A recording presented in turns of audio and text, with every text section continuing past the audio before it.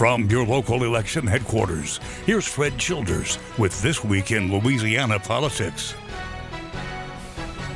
Good Sunday morning to you. I'm Fred Childers. Thanks for joining us for This Week in Louisiana Politics on your local election headquarters. Well, more federal assistance is on its way to the state after President Biden declares a major disaster relief package following Hurricane Francine. According to the White House, the aid is going to people in many parishes, including Ascension, Assumption, Lafourche, and others hit by the storm. People impacted will have access to temporary housing, home repairs, low-cost loans, and other programs as well. It will also help local government recoup the costs of some of their disaster response measures and recovery. Congressman Troy Carter helps introduce the bipartisan Preventing Roadside Deaths Act. Now, the legislation aims to enhance safety by requiring the Department of Transportation to collect and analyze detailed data on accidents involving disabled vehicles and develop a strategic plan as well. This is in response to an accident 2 years ago in which 3 Southern University students were hit and killed by an 18-wheeler in Natchitoches Parish.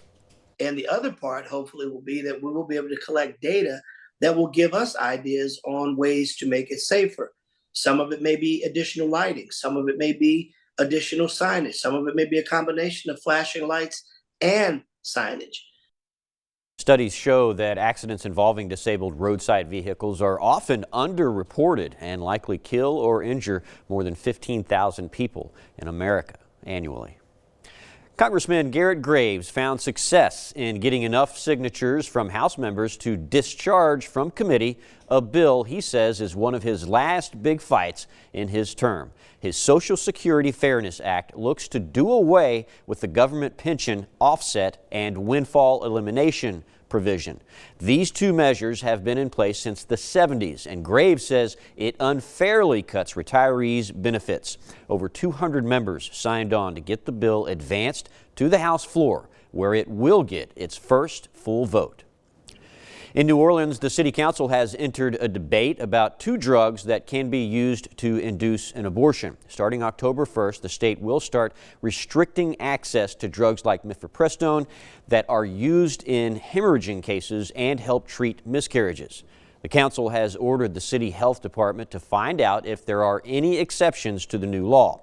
The council is also siding with critics who say restricting access will endanger women who need the drugs for things such as pregnancy complications.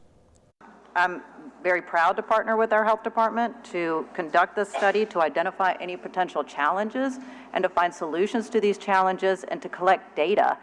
The health department will interview local doctors, pharmacists, and patients to see if treatment for those conditions is being delayed or denied because of this new law.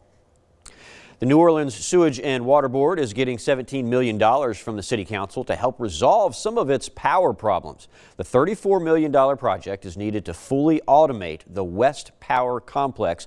In response, the state is working to provide a $17 million match. Governor Jeff Landry responded to the announcement, saying in part, quote, "This announcement is a huge victory for Greater New Orleans and for citizens who have suffered for far too long because of infrastructure inadequacies." In Baton Rouge this week, Southern University hosted a reception for Mississippi River Cities and Towns Initiative. So mayors representing cities in 10 states from the entire length of the Mississippi were in attendance. Now, state and local officials say they will announce several new partnerships and new cooperative initiatives to face the challenges of the river community and ensure prosperity of the Mississippi River corridor. We've got assistant secretaries from the federal government and several new partnerships. All of these experts and stakeholders and partners will help us accomplish some ambitious objectives. Iowa State Chair Brad Bark says ports from St. Paul to New Orleans are seeking federal recognition of ports between St. Louis and St. Paul. Bark says the droughts have cost cities and the national economy billions of dollars annually. This past week was National Voter Registration Week, and there are a few things people need to know before Election Day. Capitol reporter Shannon Heck breaks down the changes in party registration in recent years. There is still time for people in Louisiana to register to vote or change their registration in time for the presidential election in November. Louisiana's voter rolls have been seeing some changes in recent years, like Democrats quickly losing their stronghold in the number of registered voters. When Joe Biden was inaugurated in 2021, Democrats had a 225,000 voter plurality. It is now down to 95,000. Pollster John Kuvion has a number of ideas as to why that is. Largely, voters here more align with the GOP, and changing your party isn't a top-of-mind task for many. Changing your voter registration is not exactly on your to-do list unless there's some reason you have to, such as you change address, you move into our state, you become a new voter for the first time, you move to another parish. Those initiating events would cause you to register to vote. Despite a new push in the race once Kamala Harris took the top of the ticket for Democrats, there has been less drive for people to register to vote than in years past. The voter registration volume is down relative to what I saw for a comparable period of time in 2020. Kuvion said in August of 2020, Louisiana added 17,000 new registered voters. This year, in the same time, only 11,000 were added. By law, third-party registration drives must sign up through the Secretary of State's office. People have until October 7th to register to vote in person and October 15th to do it online. For your local election headquarters, I'm Shannon Hecht. All right, another government shutdown looms on Capitol Hill after a vote this week failed. So what's next for Congress? We'll let you know after the break.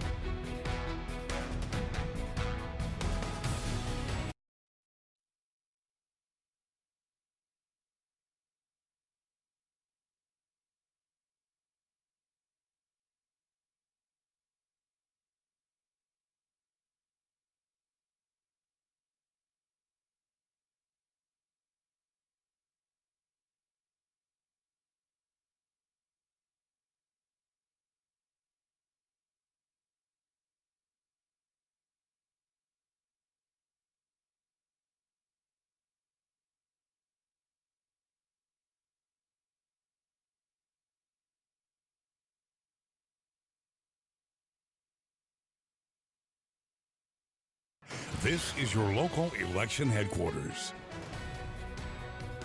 Welcome back. Well, Congress has a handful of days to avoid a government shutdown, and this week, a vote to fund the government failed. Washington correspondent Vinay Simlot explains the vote and the path forward.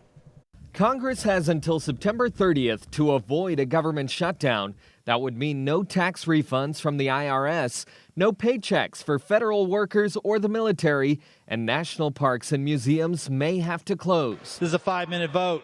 On Wednesday, House Speaker Mike Johnson brought up a vote to pair a bill to fund the government with a bill that requires people to prove they're citizens to vote, the SAVE Act. Most House Democrats and Assistant Minority Leader Joe Neguse opposed that move. The approach that they've taken thus far, the Republicans, unfortunately, has been a nonsensical one. The vote failed. 14 Republicans voted no, 3 Democrats voted yes. Not enough for Speaker Mike Johnson with his 9-vote majority. I'm very disappointed that it didn't pass. As Congress works on a spending package here on Capitol Hill, comments from the campaign trail and former President Donald Trump could disrupt negotiations. Trump, the Republican presidential nominee, called for a government shutdown if Republicans don't get the SAVE Act. House Republican leadership has wasted 2 weeks, listening to Donald Trump's ridiculous claims on the campaign trail. But less than 2 weeks from a government shutdown, We have time to fix the situation, and we'll get right to it. and less than 50 days until the election, Failure isn't an option. leaders from both parties say a shutdown isn't smart. In Washington, I'm Vinay Simlot. After state election officials raised concerns the U.S. Postal Service is not prepared for this year's election, this week the Postmaster General reassured the public the post office can handle an influx in mail-in ballots. Our DC's Raquel Martin has the story. 47 days out from Election Day and with early voting already underway in some states. Let me be clear. The Postal Service is ready to deliver the nation's mail-in ballots. The head of the United States Postal Service promises the post office will go above and beyond to ensure every mail-in ballot is counted. To rescue ballots that are entered in our system, likely or definitely too late to make election deadlines set by election officials. During a virtual press conference, Postmaster General Louis DeJoy told reporters by the end of October, postal workers across the country will be required to check every residential mailbox for outgoing mail. There will be designated lines for ballot drop-offs and extended hours ahead of Election Day. Processing facilities will process ballots on Sunday, November 3rd, Monday, November 4th, and Tuesday, November 5th. It's unclear if the commitments are enough. Last week, the National Association of Secretaries of State and the National Association of Election Directors raised major concerns. In a letter to the postmaster, election officials said USPS has failed to fix mailing problems from the 2020 election that created exceptionally long delivery wait times and an increase in ballots returned as undeliverable. I recognize that we have had some operational issues. DeJoy insists issues are being handled case by case and is encouraging early voting. In Washington, Raquel Martin. After Hurricane Francine rolled through Louisiana, the question on many homeowners' minds, how will insurance companies react? Our Shannon Heck sits down with Commissioner Tim Temple. Next, stay with us.